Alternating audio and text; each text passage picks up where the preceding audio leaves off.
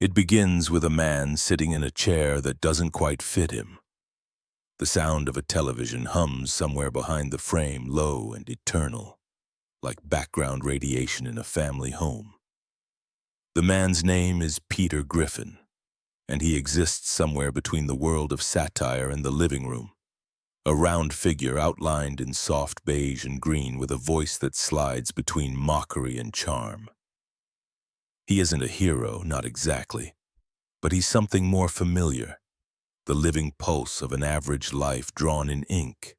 In him you can feel the heartbeat of suburban comfort, slightly too loud, slightly too clumsy, a man who doesn't grow, but somehow changes all the same.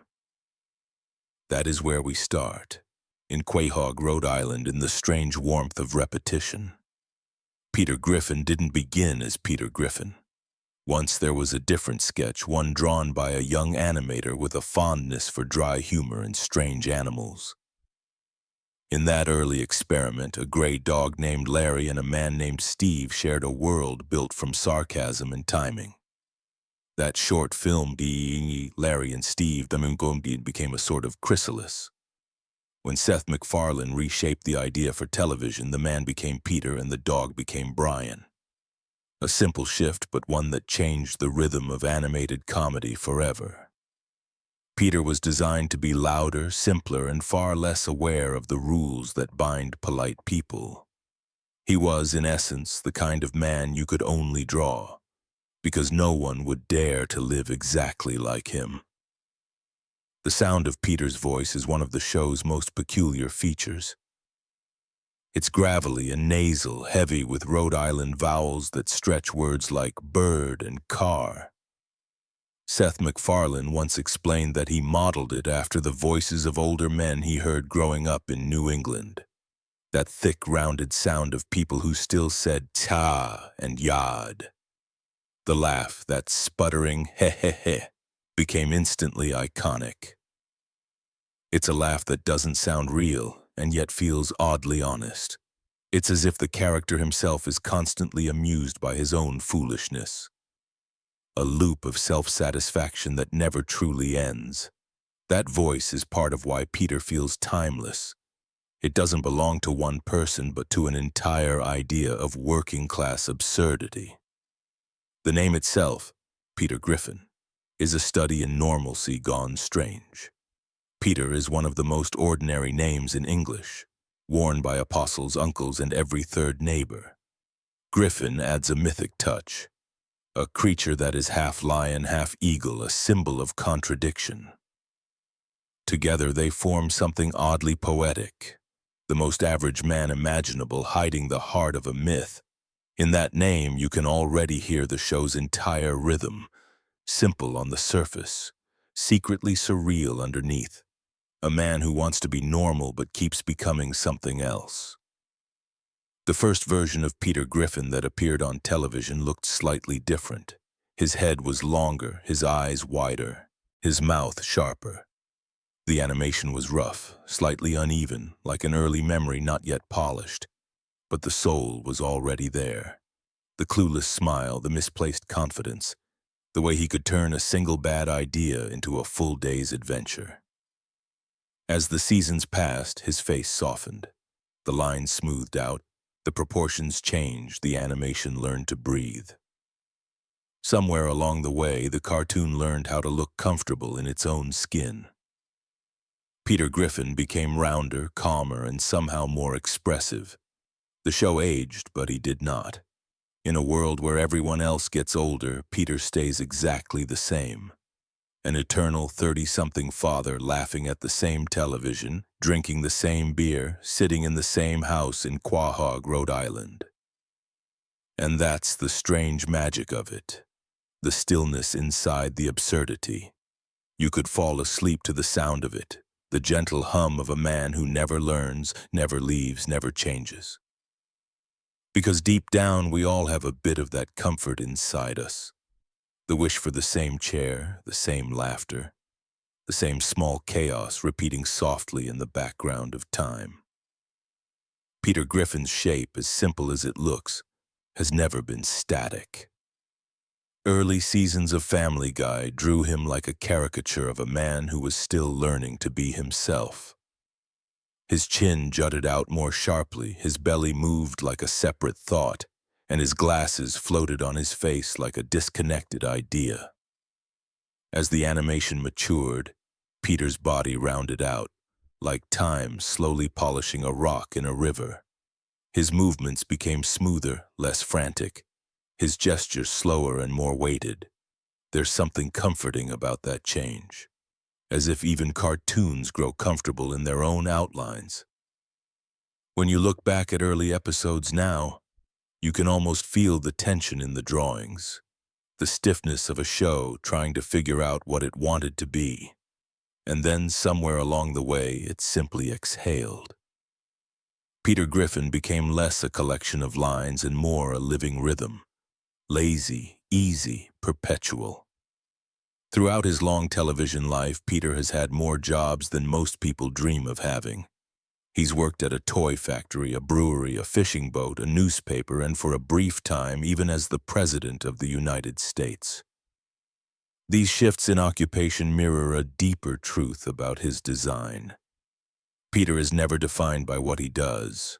His work changes as quickly as his whims, but his essence remains untouched. There's something oddly liberating about that. Most of us define ourselves by our careers, by what we produce. Peter, however, is content to drift between roles as if work were just another gag. The brewery perhaps suits him best. The slow comfort of a workplace filled with friends, the sound of cans opening, laughter echoing between steel vats. There's poetry in that mundanity. A man whose dream job is simply to keep the good times flowing. The house at 31 Spooner Street has become one of the most recognizable silhouettes in television. White siding, green roof, yellow trim. A home that feels both ordinary and mythic. The layout has changed over the years, sometimes subtly, sometimes drastically, depending on the needs of a joke or the stretch of imagination. Rooms appear and disappear. Windows migrate. Stairs lead nowhere. But in the mind's eye, it's always the same house, a fixed point in the chaos. The neighborhood around it is pure comfort television. Lawns too bright, skies too blue, and neighbors who never seem to move away. The fictional town of Quahog is an exaggeration of Rhode Island itself. A state small enough to feel like everyone knows everyone, but weird enough to contain an entire world. Peter belongs there the way a chair belongs in its corner. Essential, unmoving, perfectly placed. Lois Griffin is, in many ways, the gravity that keeps Peter from floating off completely. Her patience has its own mythic status among fans. She's elegant in her design. Sharper lines, calmer colors, eyes that seem to understand too much. Lois loves Peter not because he's wise or graceful, but because he is pure in his foolishness. There's something touching about that. In countless episodes, she scolds him, threatens to leave him, nearly does, but always returns to that same laugh, that same strange loyalty. In Peter's clumsy affection and Lois's resigned tenderness, the show builds its quiet emotional core. It's not a love story of growth and redemption, it's a love story of repetition. They are perhaps the perfect sitcom couple, doomed to repeat their mistakes forever, but happy enough not to notice. As a father, Peter is equal parts neglectful and sentimental. His love for his children often manifests in the most absurd ways possible. Schemes gone wrong, reckless adventures, moments of misguided pride. But beneath all the buffoonery, there's an undercurrent of warmth. He wants to be a good father. He just doesn't know how to translate that desire into action. Sometimes he embarrasses his kids. Sometimes he saves them. Most of the time he's simply there, present, loud, and somehow reassuring. In that chaos, there's a certain comfort. He's the kind of dad who might ruin your birthday cake but make you laugh too hard to care. Meg, his eldest, carries the brunt of the family's cruelty, and Peter is often the loudest source of it. The show uses their dynamic as a mirror of how families sometimes turn teasing into tradition. The jokes at Meg's expense are harsh, sometimes even painful, but they reflect something real, the strange way love and mockery can coexist. Peter's relationship with Meg is a study in tone. He rarely shows tenderness outright, but when he does, it feels genuine. Under the surface of his constant ridicule, there's an odd pride. The pride of a father who doesn't quite know how to say he cares. Chris, on the other hand, is Peter's reflection, not of intellect but of innocence. They share the same confusion, the same fascination with nonsense, the same misplaced confidence. Watching them together is like watching two echoes trying to find the original sound. There's often a quiet sweetness in their scenes, moments when father and son misunderstand the world in identical ways. Chris sees Peter as both embarrassing and admirable, the way sons often see their fathers, and Peter in turn sees in Chris a version of himself before the world became complicated, simpler, less burdened, less aware of how much he doesn't know.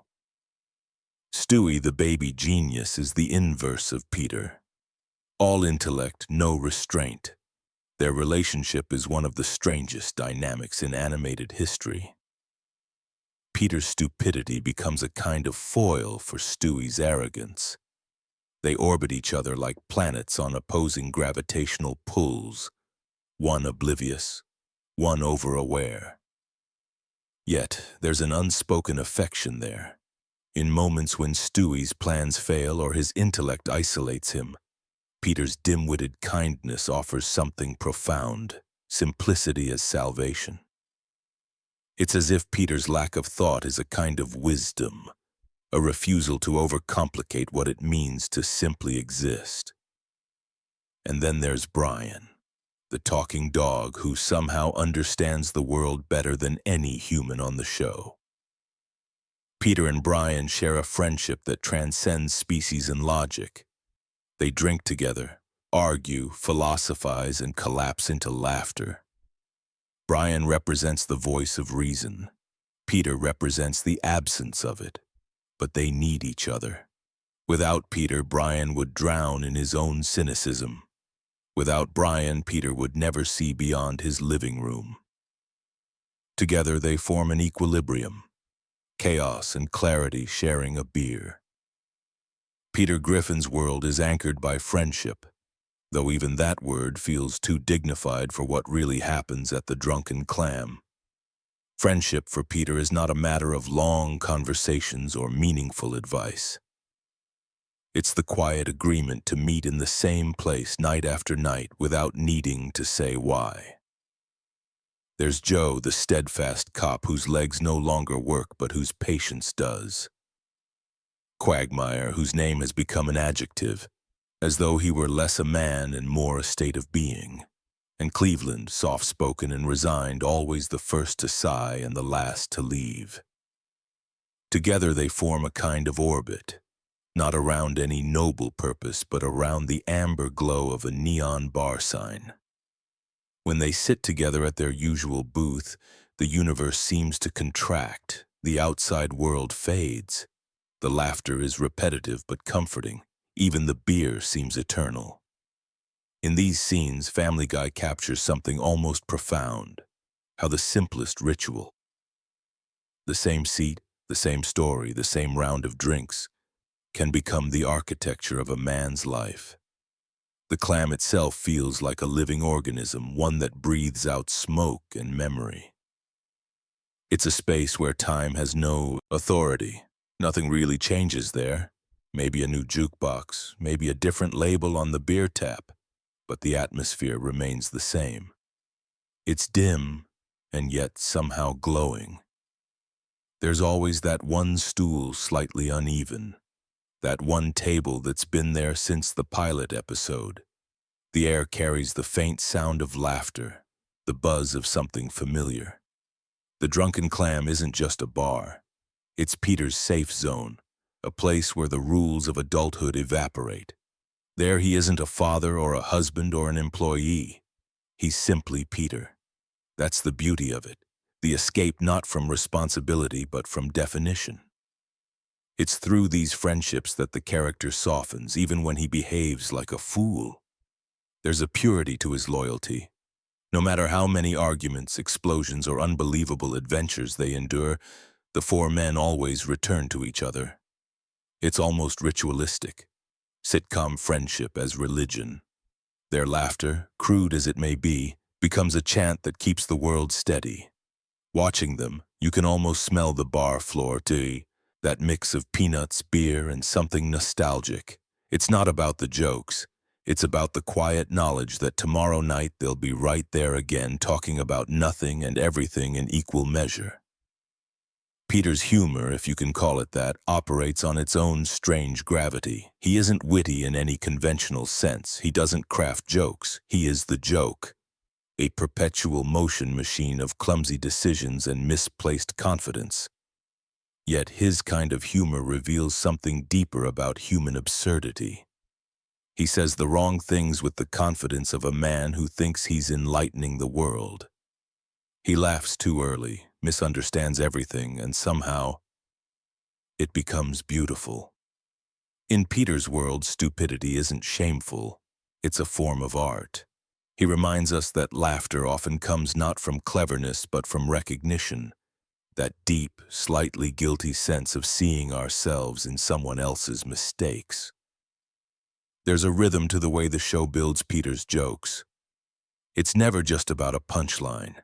It's the space between reactions, the awkward pause, the oblivious smirk, the sudden escalation that feels too ridiculous to exist, yet somehow perfectly right. He has the comedic timing of someone who doesn't understand time at all, and that's where the magic hides. The more he misunderstands the world, the more it opens up for him.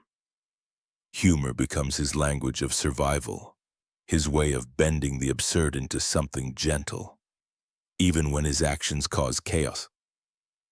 The laughter that follows always feels oddly forgiving, as though the world knows he means no harm. The cutaway gag, perhaps the purest expression of Peter Griffin's mind, is a language all its own.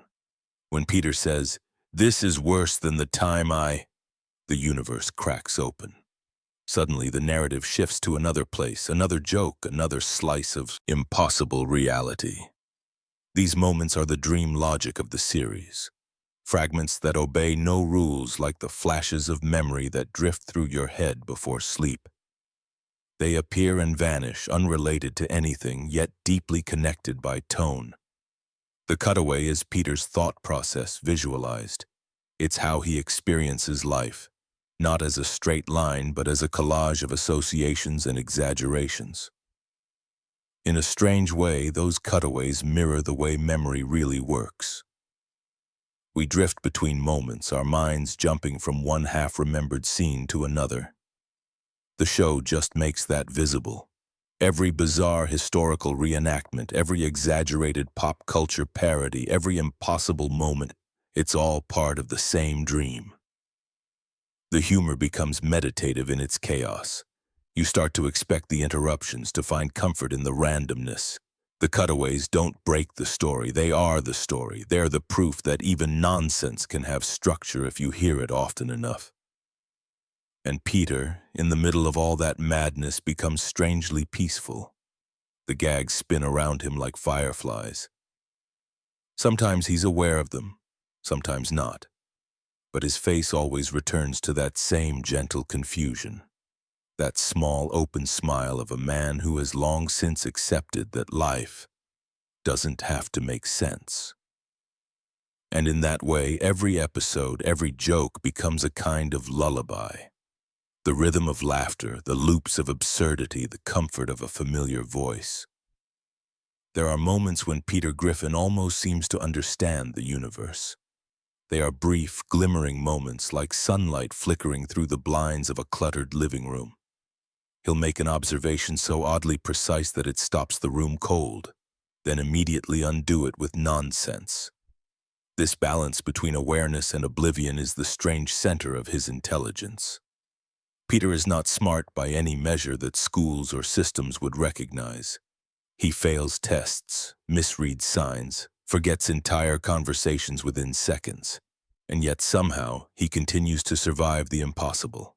He adapts to each new absurdity as if it were just another item on his to-do list. There's something oddly comforting about that kind of ignorance.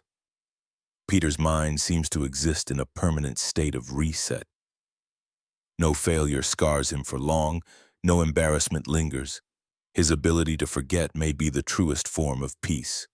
When he crashes a car, offends a friend, or breaks a law, he doesn't brood or spiral.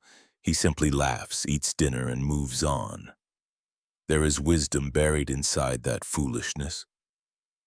The kind of wisdom that knows how heavy reflection can be, and how light life becomes when you let go of it.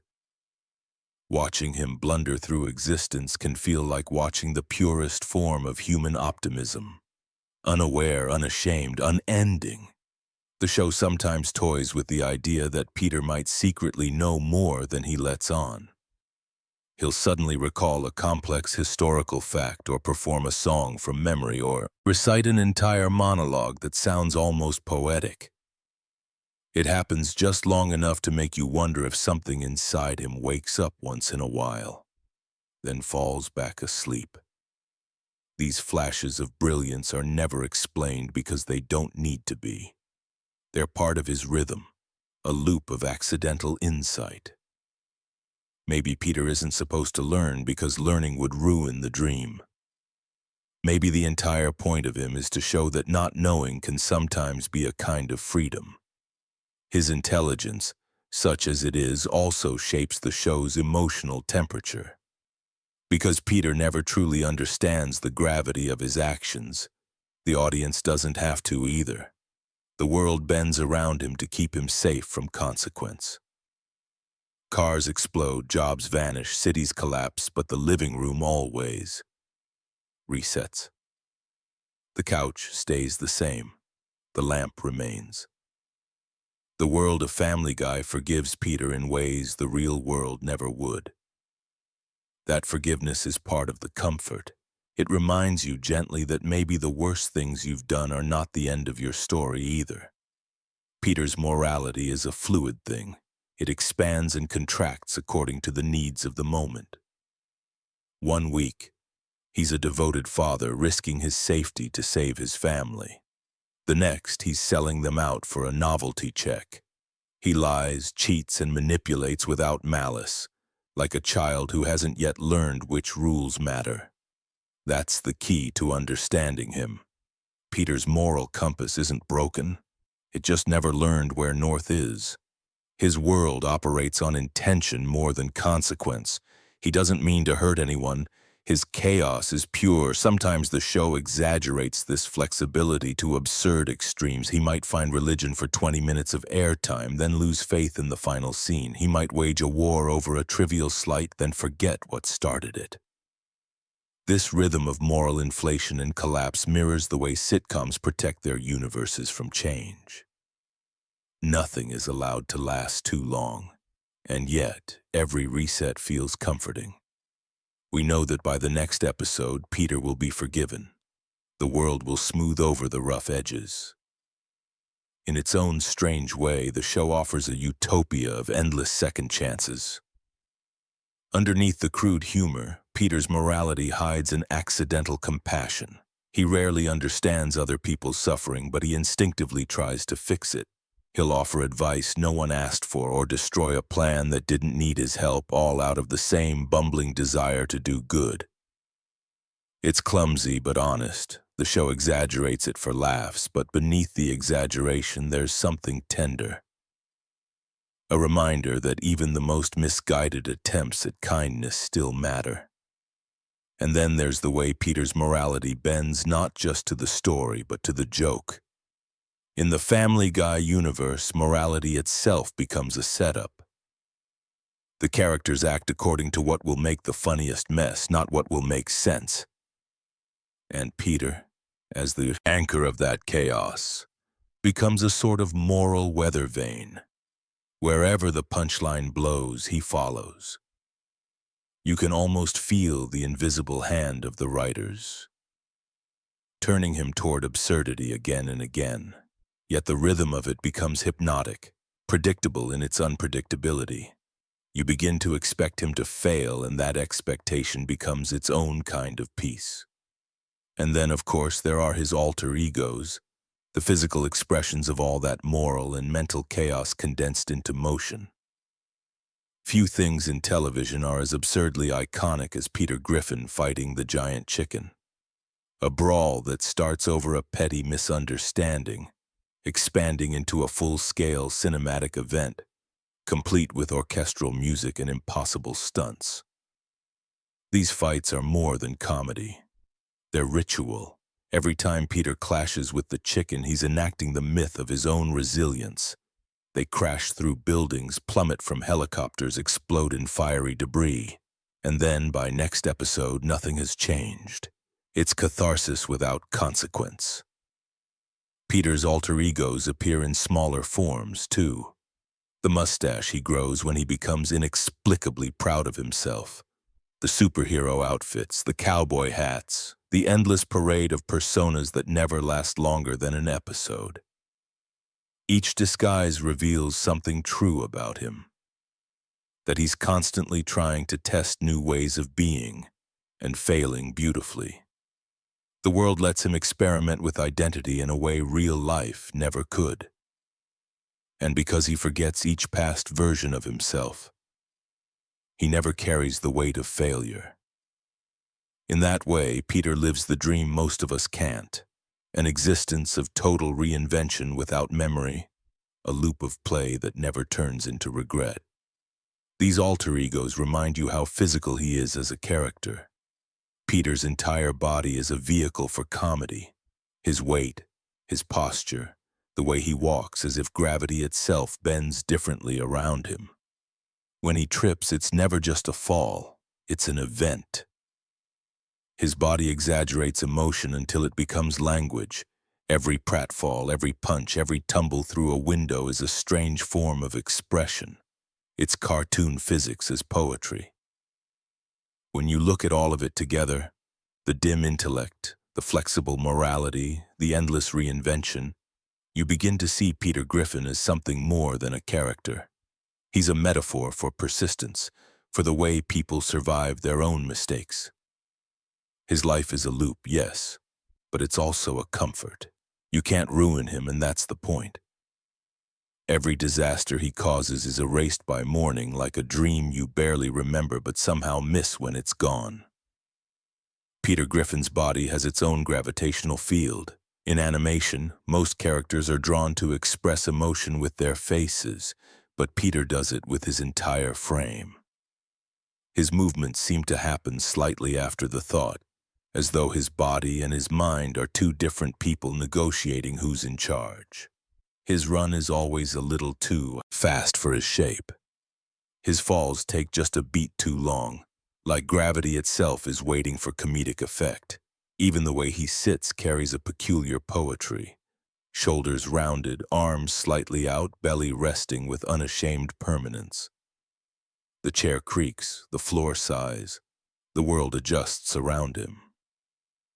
In Family Guy, Peter's physical comedy becomes almost mythological. His fights with the giant chicken are one example, yes. Chaos orchestrated into absurd ballet. But even in smaller moments, his physicality tells stories words couldn't. When he gets hit, he clutches his knee and breathes through the pain in that long, drawn-out hiss.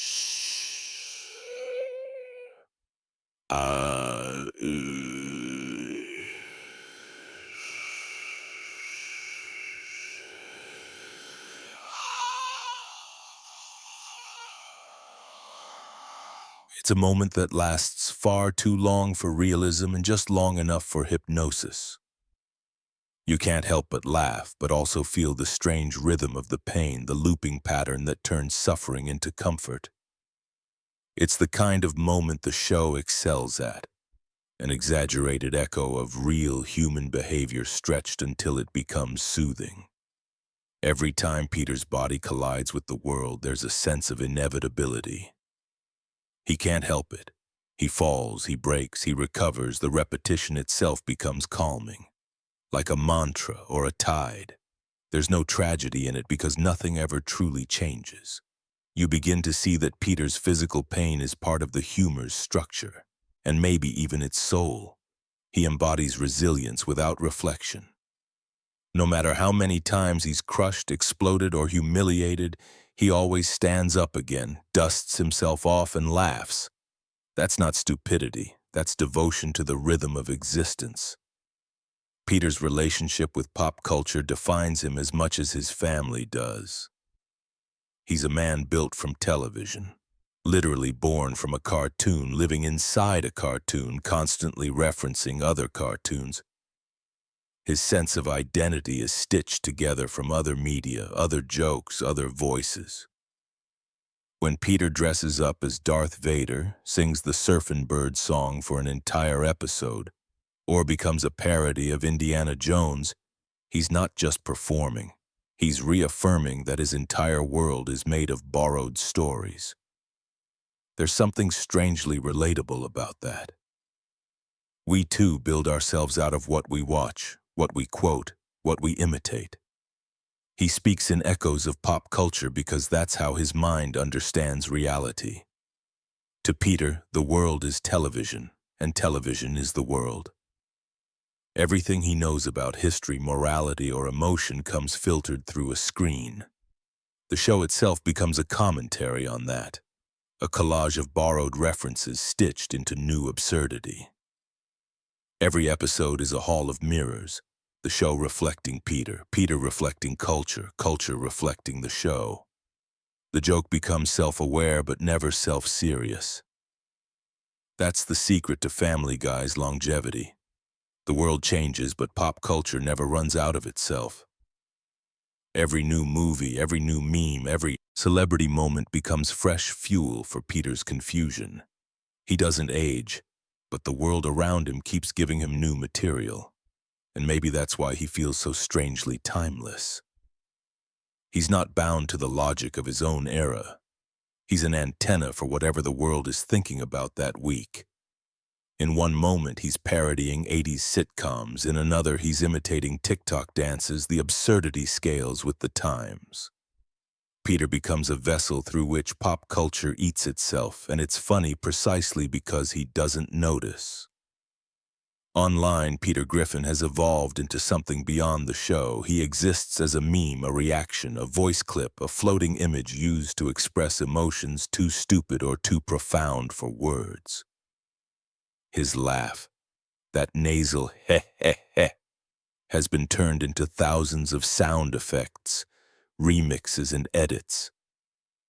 People post videos of Peter dancing, Peter screaming, Peter appearing suddenly in other universes. He's been rendered in 3D, turned into vaporwave art, remixed into trap songs. In this new digital mythology, Peter is no longer a character from a show.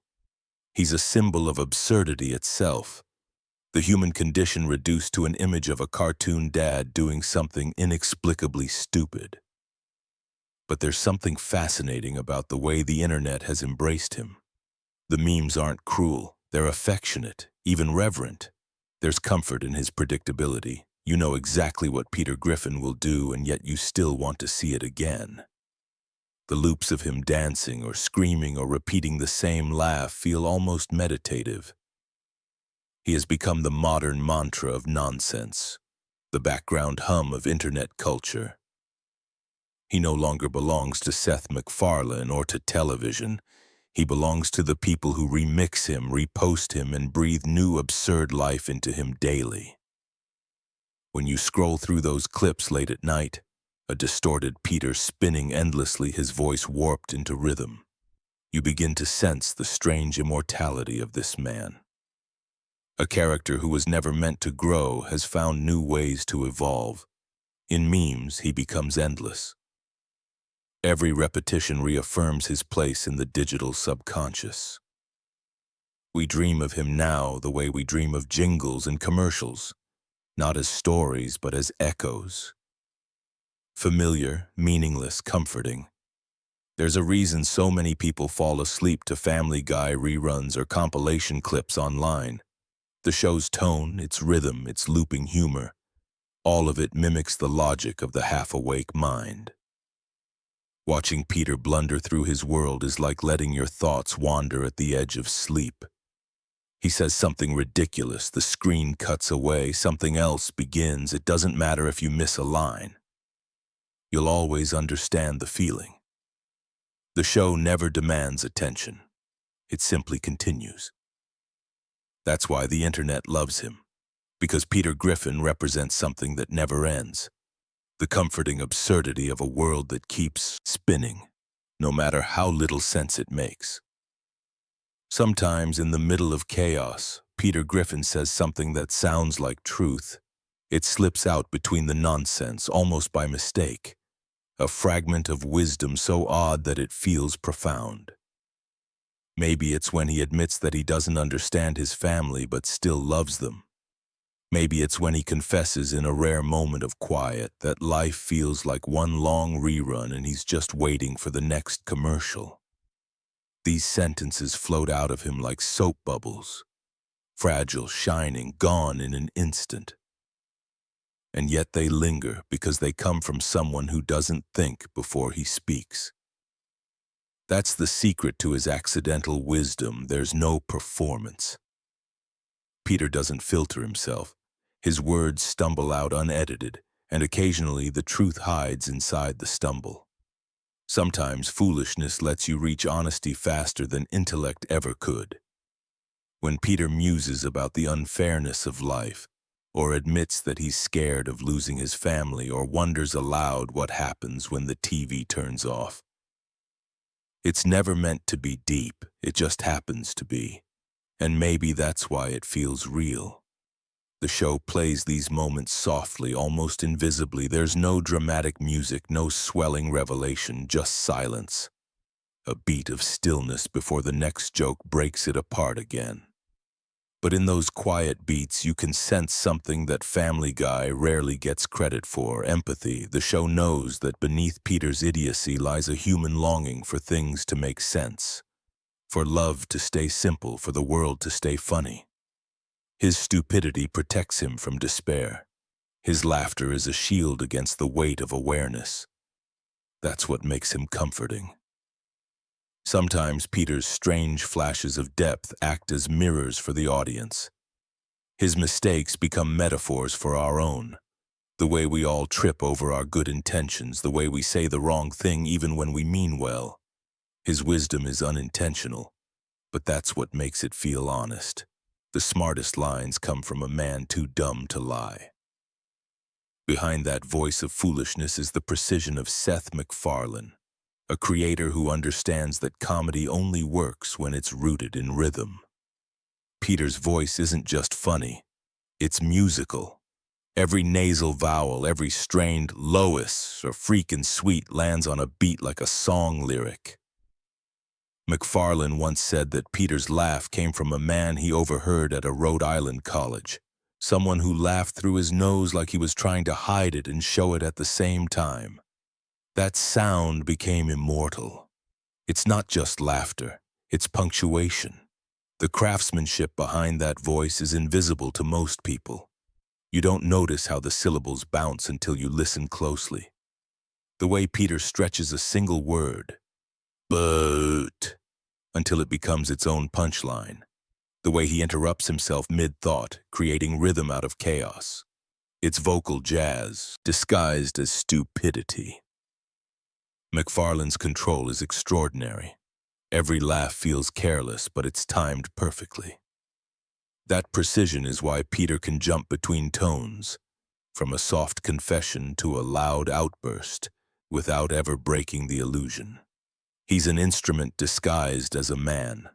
You can almost feel the joy of performance behind the voice. MacFarlane has described Peter as a man with absolute confidence and no knowledge.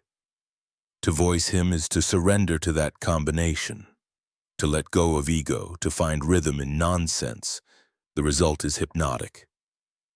Even when Peter says something as ridiculous as, I once drank too much cough syrup and thought I was a hummingbird. The voice grounds it in sincerity. You believe him because he believes himself. That voice has been echoing across decades now, through televisions, laptops, phones, looping endlessly on social media. And somewhere in that echo, Peter Griffin transformed from a cartoon dad into something much stranger and grander. He became a kind of American myth, not in the way heroes become myths, but in the way symbols do. Like Paul Bunyan or Homer Simpson, he represents a collective idea. In his case, the exaggerated freedom of the suburban fool. Peter Griffin embodies a fantasy that's uniquely modern, the freedom to be wrong, loudly and without consequence. He lives in a world that forgives him endlessly, that resets every mistake, that rewards ignorance with laughter. It's a world most people secretly long for, a world without memory. That's why he's become such a comforting figure, even beyond the show's humor. He's the voice of unfiltered existence in an era obsessed with self-awareness. In American culture, Peter represents a kind of anti-enlightenment. Not stupidity as failure, but stupidity as peace. He doesn't seek self-improvement because he doesn't feel broken. He doesn't chase meaning because he's already found comfort. That's why his laugh, absurd as it is, feels strangely holy. It's the sound of a man unburdened by introspection, living fully in each ridiculous moment. As years pass, his myth only grows. People quote him not because he's wise, but because he's familiar. They dress as him, mimic his voice, imagine him reacting to modern absurdities. He's not a product of his time anymore.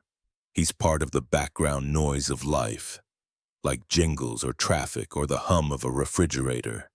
Peter Griffin has become something eternal, something ambient. He's the myth of imperfection made lovable, the patron saint of harmless ignorance. The sound you hear when the world feels too complicated, reminding you that maybe it's okay not to understand everything.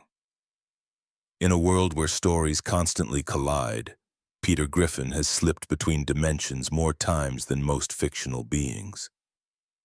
He's met The Simpsons, he's crossed paths with Scooby-Doo, he's stood shoulder to shoulder with characters drawn in entirely different styles. Each crossover is both ridiculous and strangely touching, because it reveals something essential about him. He fits anywhere. He's the kind of character who adapts by not adapting. You can place him in Springfield, Gotham, or even the Star Wars galaxy, and he remains unmistakably Peter. The same posture, the same grin, the same misplaced confidence in his own ordinary genius. When he enters another universe, the world bends slightly to accommodate him. The colors adjust, the tone relaxes. Peter brings his own physics with him, his own rhythm. He can brawl with Homer Simpson one moment and pilot the Millennium Falcon the next, and nothing feels out of place.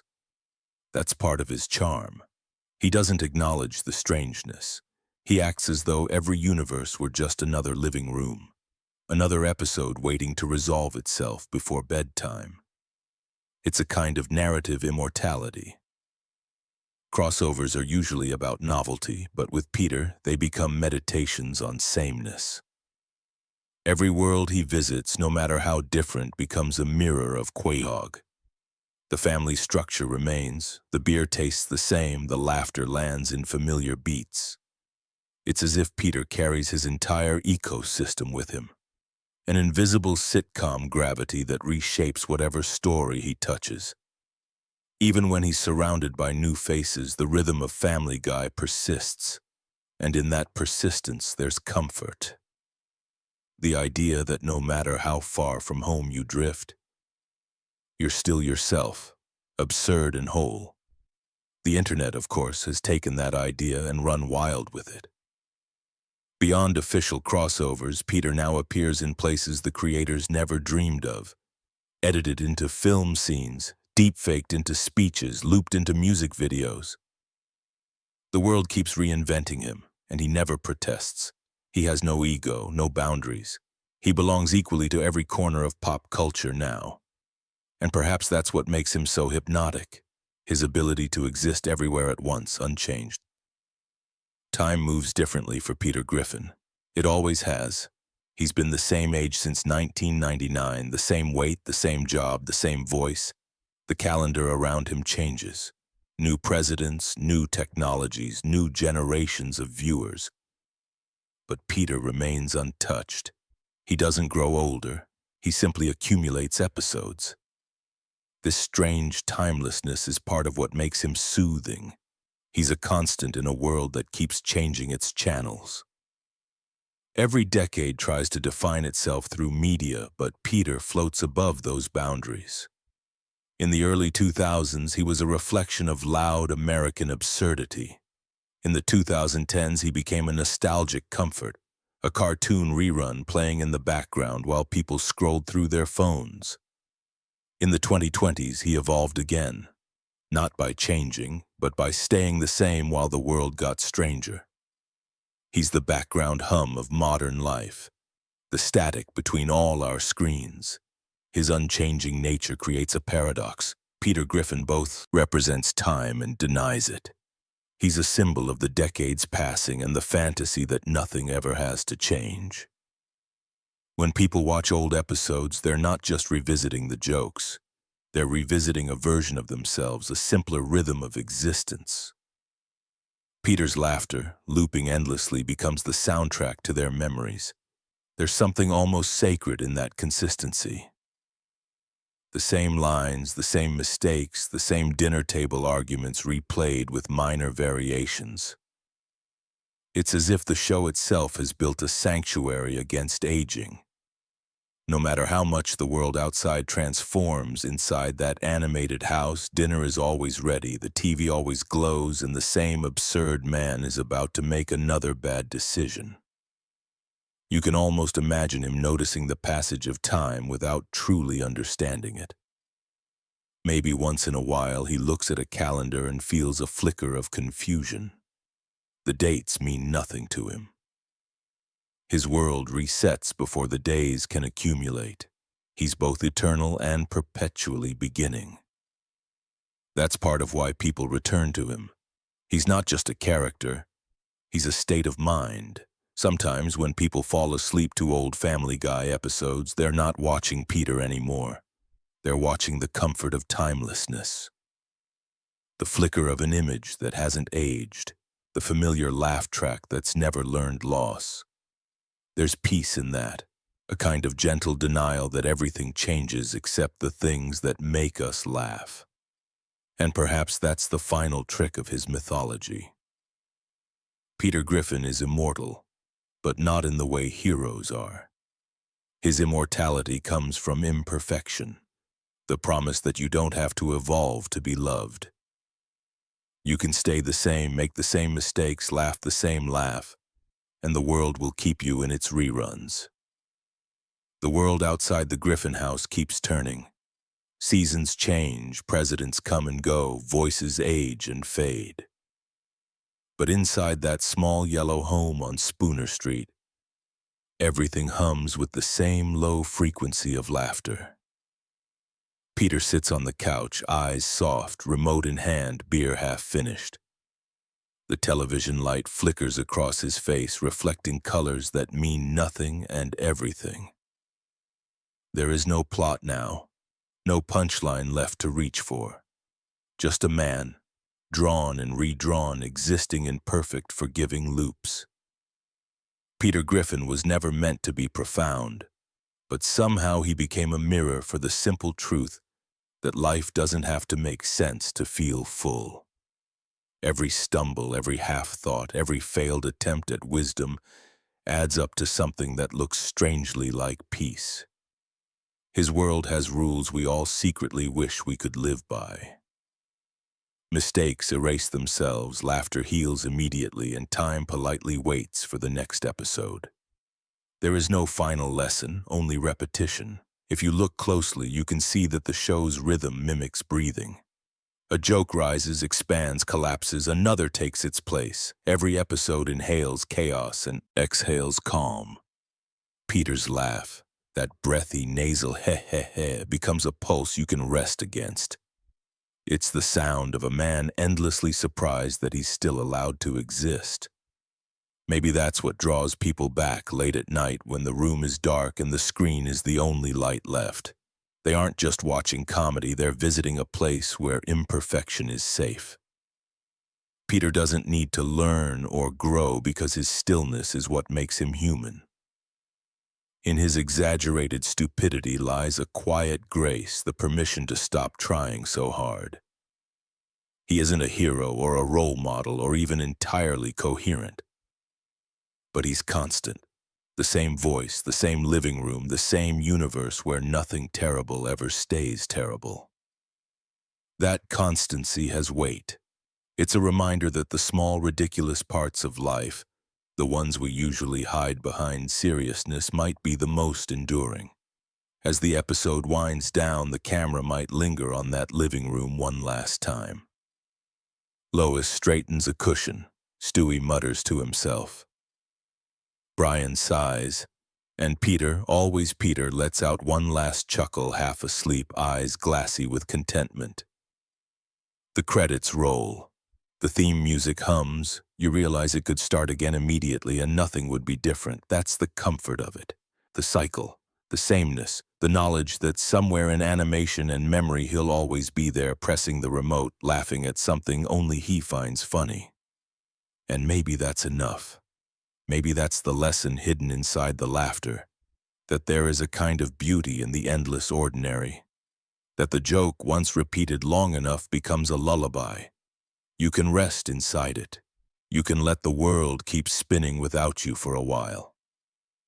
Peter Griffin will stay awake for both of you, keeping the light on in that house that never ages, smiling at a television that never ends.